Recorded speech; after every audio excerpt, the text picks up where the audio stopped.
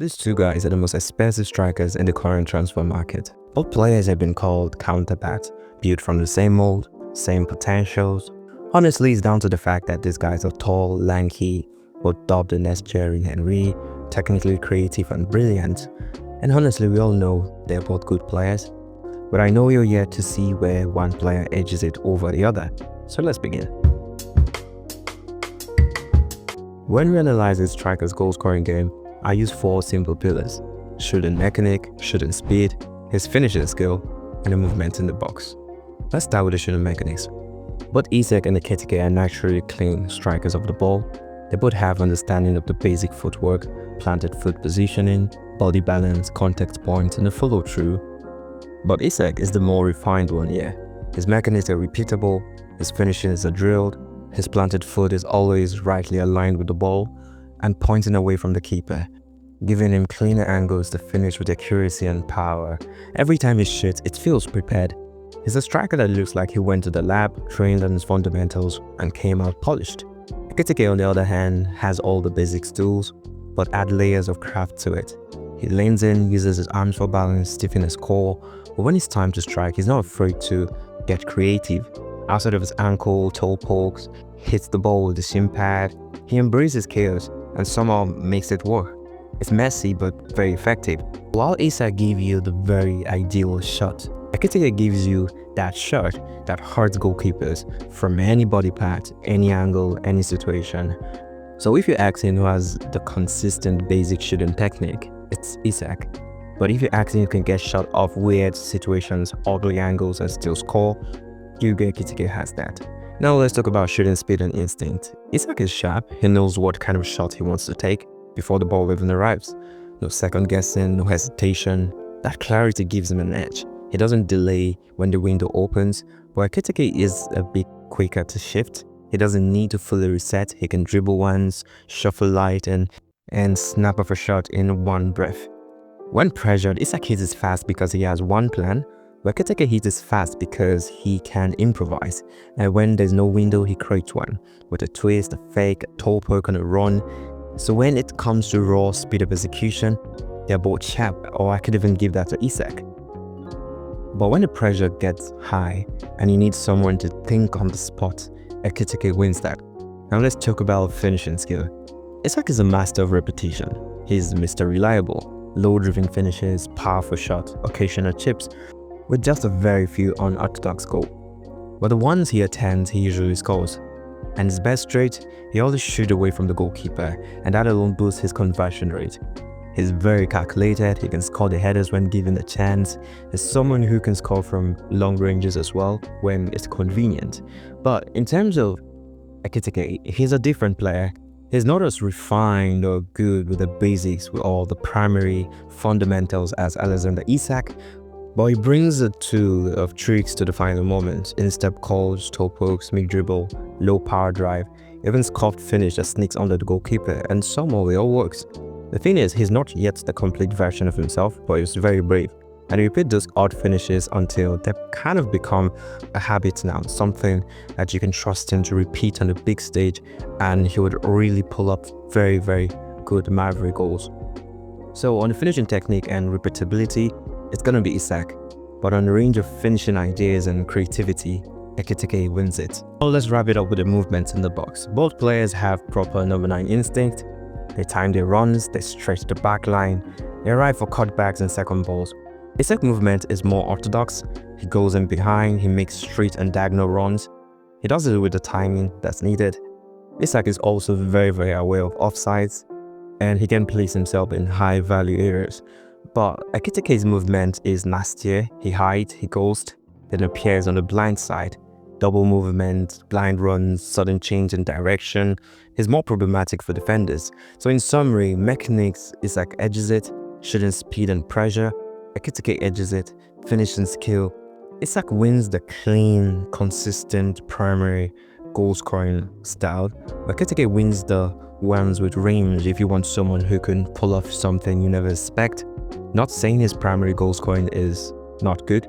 I think it's decent above elite, and it's something that is going to get proven in the seasons to come. For the movement is a tie because both different styles. Isak is clean, Ekitike is deceptive, and if you want a textbook striker, you'll just pick Alexander Isak. But if you want a chaotic scorer who's still learning this game, but definitely is getting closer, you'll pick Ekitike. Now in terms of his possession and link-up play, Ekitike is a link-up monster. He loves it. He drops into the pockets, quick flicks and spin into spaces. It's not textbook, it's just instinctive and creative. He does 1-2s, outside the foot passes, disguise touches. Sometimes he tries too much, but the intention is elite. He always link play naturally. He can pass short, he can switch long. He doesn't just do it for the sake of touching the ball. He's genuinely connecting the midfield and the attack. Isak, on the other hand, is safer, cleaner, but more basic. He links up play in simple, secure way, quick layups, wall passes. He doesn't try to force the flair, he just keeps it neat and clean and accurate. So while he can be considered very creative, I'm going to call him a high-volume problem solver because there's a lot of ideas there that he executes very well consistently. But in reality, Ekitike edges it because he's more involved, more creative, and got more variety in what he can do in the link-up play. Now in terms of the ball carrying, Ekitike, this is his biggest flex. Long strides, glide past defenders like a winger. He's comfortable running from wide into central. He doesn't just carry, he carries with intent. Beats players in small spaces, beat players in big spaces. Not always efficient though, but consistently dangerous. He's at 1.95 successful dribbles per 90, and that's serious for a striker. His second carry is not slow, but his dribbling is not as electrifying as Ekitike's. Now, even while he can, you won't catch him consistently going on a solo run through 3-4 men like Ekitike does. He keeps it straightforward, functional, but someone like Ekitike sees the fun in it and he does it as much as possible. So Ekitike wins it here in carrying and dribbling. In terms of their creativity and passing, Ekitike sees a pass well. He diagonal switches, through balls, even crosses when he drift wide. He doesn't always land them, but he tries things. Some trivelas, some outside of the box deliveries. You can tell he's watching and knows what's going on around him. And that's rare for a striker. And to me, he is marked by that ability of having a wide range of creative skill set, as we talked about in his finishing skill. Now in Isak, he isn't as creative as Ekitike, but he's not blind to a pass. He doesn't go looking for them either. He prefers the ball to come to him, and when the ball gets to his feet, he has loads of ideas that he can execute and sometimes even wow you.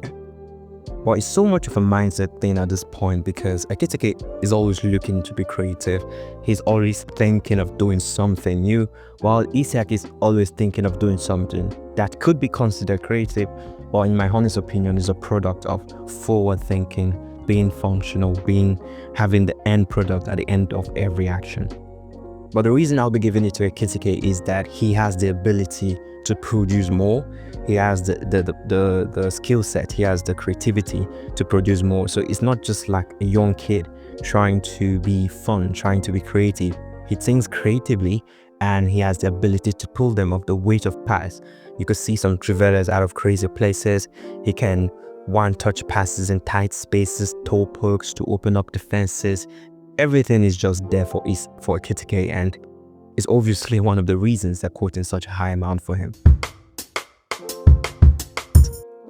Now in terms of his header, this is where both players should have been walking away with it, but they aren't as impressive as their height suggests.